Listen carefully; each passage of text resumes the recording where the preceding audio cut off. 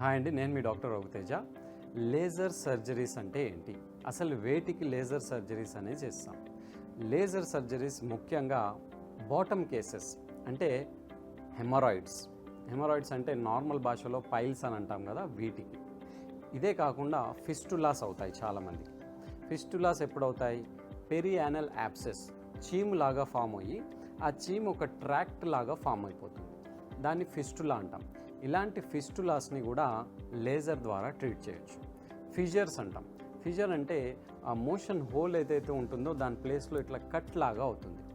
ఆ కట్ని రిలీజ్ చేయాలి, మానిపియాలి అంటే అక్కడ ఉన్న స్పింక్టర్ని కట్ చేయాలి. వీటిని కూడా మనం లేజర్ ద్వారా కట్ చేయొచ్చు. దాన్ని స్పింక్టరాటమీ అంటాం.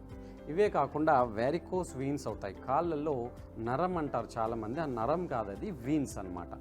ఈ వీన్ని గ్రేట్ సెఫెనస్ వీన్ అంటాం.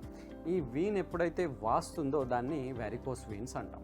ఈ వెరికోస్ వీన్స్ని కూడా మనం లేజర్ ద్వారా అబ్లేట్ చేయొచ్చు. అబ్లేషన్ అంటే కాల్ చేయడం. ఆ లేజర్ ద్వారా ఆ వీన్ని కాల్ చేస్తాం కాబట్టి ఆ వాపు కాస్త తగ్గుతుంది.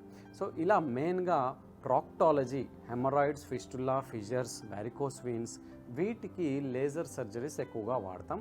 సో ఇందులో నేను స్పెషలైజేషన్ చేశాను లేజర్ అండ్ లాప్రోస్కోపీలో.